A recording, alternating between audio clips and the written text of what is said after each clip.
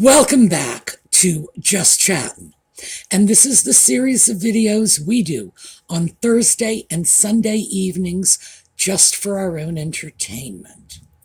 So, there's a lot going on in Sussex land, and I thought we would take the opportunity to look at the new narrative, because there always is one, isn't there, and try to figure out where it came from, where it's going, and how this might actually impact royal events, if at all.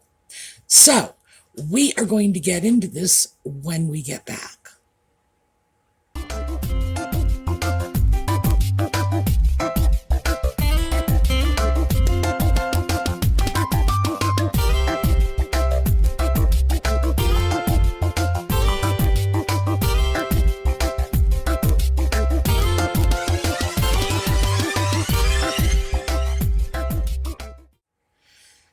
Okay, let's look at the new narrative. And this has been blasted all over every publication around. Apparently, the sock puppet has decided that if his daddy comes begging, he will rejoin the royal family on a temporary basis. My goodness, that sounds an awful lot like that half in, half out project that the Queen dismissed back in 2020. So, what's going on here? Is this a possibility? Has he actually discussed this with his dad? Is it likely Charles is going to go back to him and say, "Oh, my wayward son, I understand we had a tiff and you felt the need to run away from home, but it's time for you to come back now. So, yeah, doors open." Well, I feel it's a lot more likely that Charles is busy changing the locks. What are we looking at here? And frankly, I'm just going to tell you, in my opinion, it is probably one of the most opportunistic moves that Nutmeg and the Sock Puppet have made, well, ever. I mean, so even for them, this is just really setting a new bar. What's happening right now in the royal family, and we need this background to understand why this is, in their minds anyway, a good time to jump upon their beleaguered family and try to sneak back in through the back door. Currently, there are 12 working royals. Now, some of them are rather familiar to those of us who are older, because we have the Duke and Duchess of Gloucester, and they are both in their 80s, by the way. The Duke of Kent, definitely 80s, he might even be 90 by now. Fortunately, not his wife, but Lady Ogilvy, Alexandra Ogilvy. She is Queen Elizabeth's first cousin, and they were very close. She also is definitely on the wrong side of 80. So what we're looking at is 4 people who are, I was going to say close to retirement age, but we all know they're well beyond anything any of us would consider to be a reasonable retirement age. Even in a family that, boy, just kept going like the Energizer Bunny. These folks are getting old. So that is a full third of the working royals. Now, bless their hearts, they've done a sterling job for decades. And I mean, seriously, decades.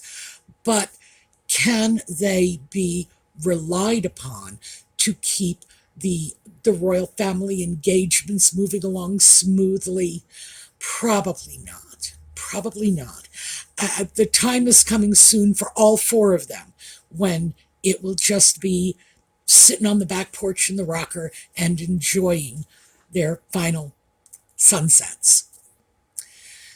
The next third, and I'm doing this sort of chronologically, The next third are in their 70s.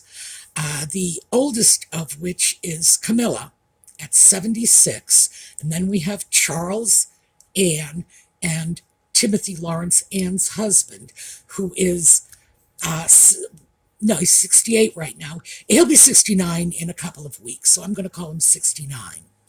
Basically, this is the group of 70-somethings. They're not getting any younger either. And anyone would be looking at this saying, well, they are pretty much past retirement age too. And then when we move a little further forward in our chronology, we get to Sophie and Edward, and they are 59. They're both 59, which makes the math easy for me. And then William and Catherine in their early 40s. So what we have is a royal family that is aging, and Charles intended to streamline the monarchy. This is probably about the number of working royals he envisioned when he thought about that. It's 12. 12 is a good number. I don't think he imagined that 2/3 of them would be past standard retirement age way back when he was talking about this, because he's been talking about streamlining the monarchy for a long time. And nobody was anywhere near that old then. But that's how time works. So, Nutmeg, the sock puppet, well, they are younger than William and Catherine. Well, sorry. The sock puppet is younger than William and Catherine. Nutmeg, no. But they are certainly younger than the other working royals. So, given the fact that 2 of the 12 are temporarily out of action, and it's only reasonable to assume that another 4 are going to be retiring very soon, this looks like a perfect time for them to say, well, we'll come back, we'll save the day, we'll forgive you and rescue you. Well, first of all, that's not how I see it. There are plenty of people waiting in the wings. For starters, we have Sophie and Edward's children, Louise and James. Now, they're too young to be doing much of anything right now, although, technically, Lady Louise could take on royal duties, not even just informally, but officially. She's 20 years old in the UK. That makes her an adult, but she is still in college. And James is 16, so it'll be a few years for him. But they, I think, are going to be the key to bridging the gap for this family between William and Catherine and the little Cambridge kids. So, yeah, I don't think they're in quite so much trouble. People also speak about Beatrice and Eugenie, but they have never been official working royals, which frankly I think is probably a good thing, because I have nothing against them. Well, you can't. They are vacant non-entities, and how can you have anything against them? I think the reason they're probably not valuable as working royals is the same reason you can't have anything against them. They are just, they seem to have inherited their parents' intellectual liabilities and also their parents' lack of work ethic, because these are not industrious, intelligent young women. And sadly, and this is just personal, I really have trouble with the fact that they always look like they've been dressed by a troupe of circus clowns. It's always bothered me. So there's no need to go to them. Absolutely not. They can still keep the working royals within the working royals. They have 2 waiting in the wings. Also, they have other, more distant relatives who, if they were interested, would be terrific. Lady Helen Kent, and I don't know what her name is now. She's gotten married. She's no longer Lady Helen Kent. But she was a great favorite of the Queen's, and she is a stunning beauty. If she just showed up and smiled, people would be thrilled. In fact, she is one of the few women in England who could stand next to Catherine and not look like last week's leftover dog food. So, yeah, put her out there. Let him snap a few pictures. Doesn't even matter if she can't talk. She's definitely good looking enough for the photo ops. There is no need to be reaching out to these ersatz royals off in California. So do I think this is even remotely likely to happen? Absolutely not. Absolutely not. I do not even understand how it is that the discussion has been put out there, except to say that obviously it is coming from the Sussex camp. Why do I say that? Because there is yet another little bubble just under the surface that's come out from the Sussex camp. And that is that Nutmeg wants to make peace with Catherine. That one, I gotta tell you, is just, oh, that's cold. Because what this is doing, or at least what they're hoping it does, what I hope it won't do, is it's making it look like Nutmeg is offering these peaceful overtures to mean Catherine, who is going to turn her down. To do this while Catherine is recovering from surgery and just basically at home, presumably on bed rest. And it's so outrageous. It's so clear that this is simply a statement structured to make Catherine look like the bad guy if she doesn't cozy up to Nutmeg and make peace.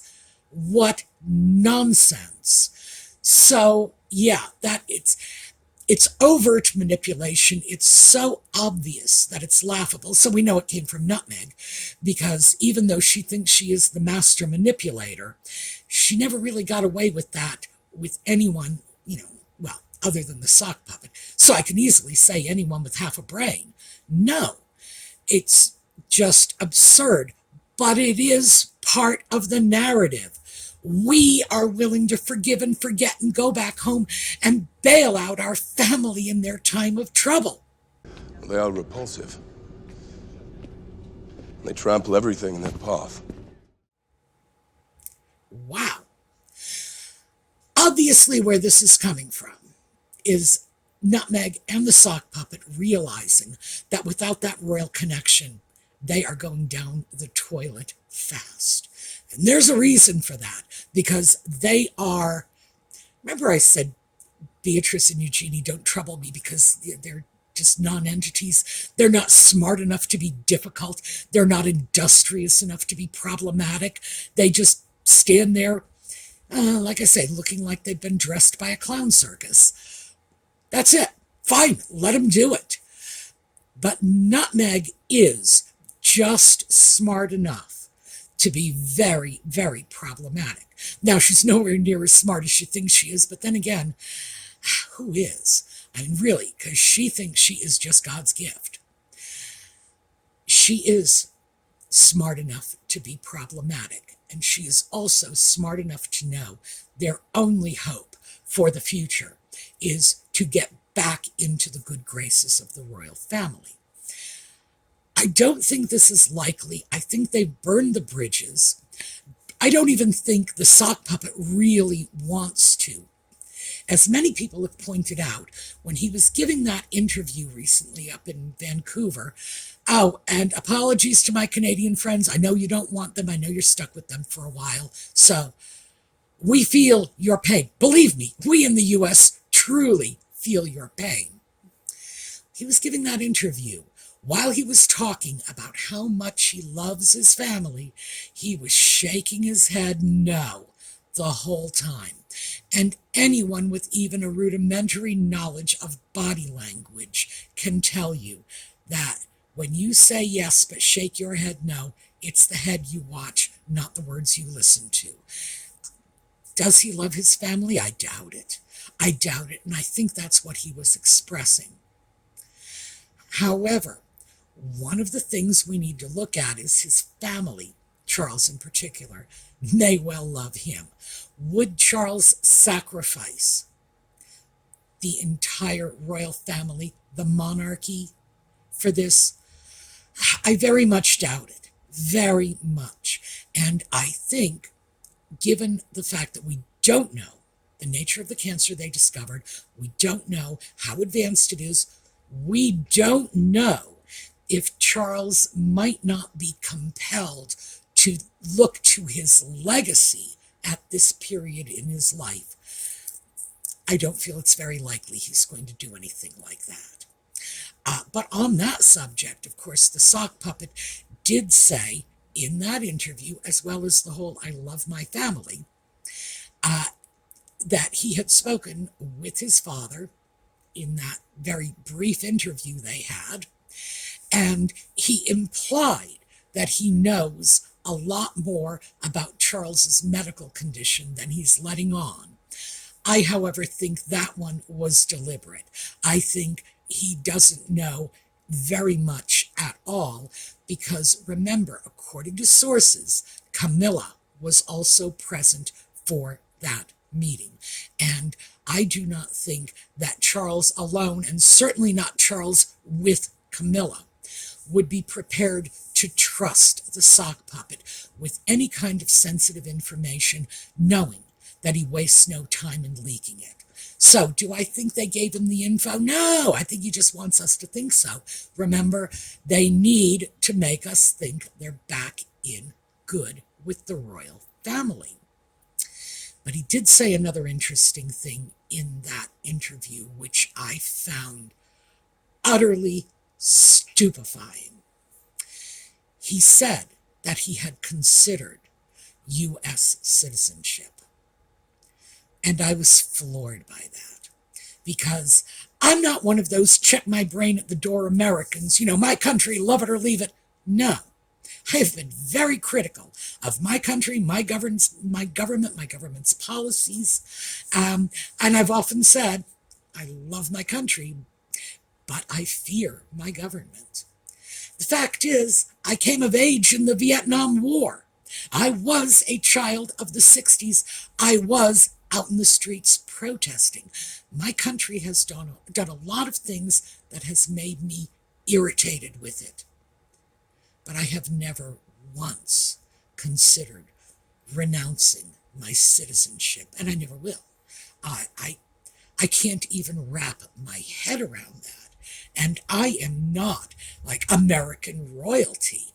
The very idea that the sock puppet has considered taking on American citizenship, like, I will become an American citizen. Well, is he hoping for dual citizenship? I'll be half in, half out. We know they like that. The very idea that he would have considered this is outrageous. Absolutely outrageous. For the very same reasons that I won't consider it. I look at other people and think, you want to become American? Well, not that I don't think this is the greatest country that has ever existed on the planet, because of course I do. But how can you walk away from your roots, your culture, your nation, your language, everything that made you who you are? I just find that inconceivable. But if you are supposed to be going back to the UK as a working royal, how can you possibly face the British public after having publicly said, yeah, I consider dumping your crappy butts, kick you all to the curb, and just go off because I'm in Disneyland now? Wow, that is huge. And nobody seems to be dealing with that he's willing to take on American citizenship. He has considered it. Now, the upside of this is the sock puppet considering it. I don't think he's capable of actually considering anything in the way you or I would thoughtfully consider it. For him, I think it's like, oh, citizenship, cool, pass the bong, man. I think that's the extent of what he's capable of considering. But I do think that in the midst of his, well, we'd be perfectly welcome to go back as working royals if they will just invite us. I think it's wildly hypocritical.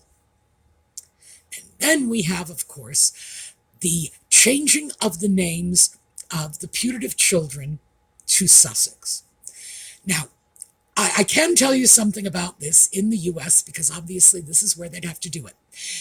You can, in general, call yourself anything you please. I can call myself Mahatma Gandhi if I want to, as long as I'm not doing it to defraud anyone. So identity theft obviously is defrauding someone. That is a crime. But other than that, can I call myself Helen 12 Trees? Yes. If you change your name legally, you must go before a judge. And in general, it's at the judge's discretion. So if you go in and say, my name is Myrtle Hammerschmidt, and I'd really like to be Sally Jones. And the judge says, why? And you say, Myrtle Hammerschmidt, for heaven's sake. The judge might take pity on you and say, yeah, Sally Jones is a good choice. Oh, by the way, apologies to anybody named Myrtle Hammerschmidt. I just pulled that out of the dark recesses. Yes, you can go into court and say, I would like to take my grandfather's name. My grandfather just died. Very few judges would refuse you the opportunity to do that. So it's very flexible in terms of name change. You don't really need to have much of a reason. And I knew one woman, and I swear, this is the truth. She changed her daughter's name legally 4 times before the child went into school. She just kept changing her mind about what she would like the child to be named. And I remember one of the names was Jesselyn. And then that was 3, I think, 3 on the list. But eventually, she just kept going back and forth. The way she did it was she got a different judge every time. I don't think she would have gotten away with it if she had gotten the same judge or if they had been diligent about pulling the paperwork and realized how many times she had done that. Regardless, you really can change your name. So can they do this? Well, I've known many doll collectors over the years who have changed the names of their dolls. And I'm sure there are many, many people right now who change the names of their dolls over to Elizabeth in honor of the late Queen. Period. You can call your doll anything you want to. Ask any little girl, and she will tell you, I changed the name of my doll last week. Yes. So, does it matter? Well, do the children exist? Somebody is going to have to actually show me that the children exist before I get all wrapped up in what their names are. Is it legal, assuming they exist?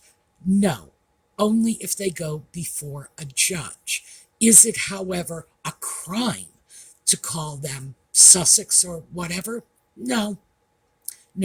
But if you're going to take them into school and you expect the official school records to be changed, you're going to need legal documentation, which means the children's names, again, assuming they exist, would have to be changed in a court for the name change to be legitimate, because those alleged children are, well, one came to this country as Archie Mountbatten Windsor, and the other one would have been born in this country as Lilibet Mountbatten Windsor.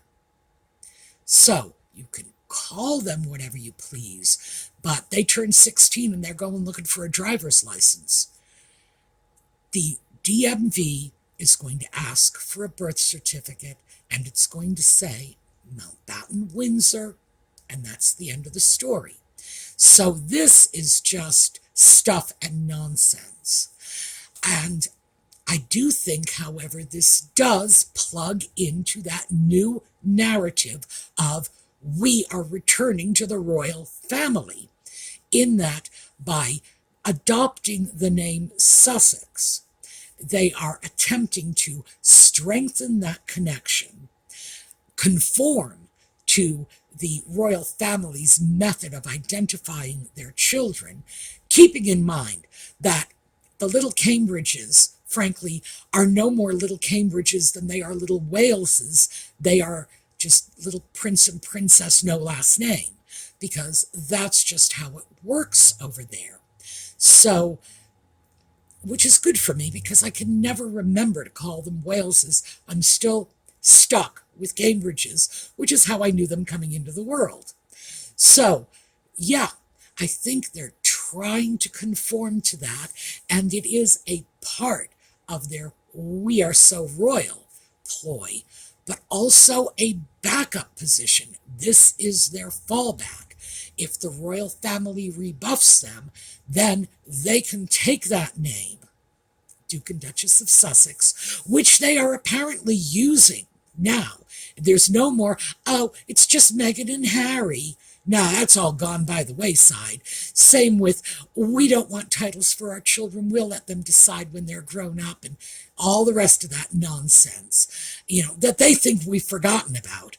All passed by the wayside, and we are now looking at them self-identifying as the Duke and Duchess of Sussex and expecting people to address them as such, which again is kind of bizarre, but this is a fallback. They are trying to cling to that royal connection, even if the royal family says thanks, but no thanks. And again, I believe the royal family is going to say thanks, but no thanks. I think that they are going to be able to muddle their way through the next 10, 12 years, at which time the little Cambridge children will be the adult Cambridge children and will be capable of taking on royal duties. And remember, not all of them have an interest in going off to university. Princess Anne did not, and I don't see how that's hurt her. And we also have to remember that in addition to these folks, we do have Zara and Mike Tyndall. Wouldn't they be great as working royals? Just embrace them into the fold. As it stands, practically everything they do is front page news. They are at all the royal events, and to be honest, I've never seen a more likable looking couple ever. These are the people you would love to have dinner with, even if you had no idea who they were. Even if they were Joe and Mary Smith, they just exude likability and excitement. So as time goes on, as the little, what are they now, Edinburgh children, Louise and James, as they get older, they can start taking responsibilities. As the little Cambridge children get older, they can start taking responsibilities. And as I say, may not necessarily mean college educations, because not everyone decides to go off to college. So, yeah, things are changing in that the royal family is going to be losing the older members soon, and we all know that. I do not wish that upon them, of course, but their ages alone are saying that the time will come very soon when royal duties will be more than they can manage.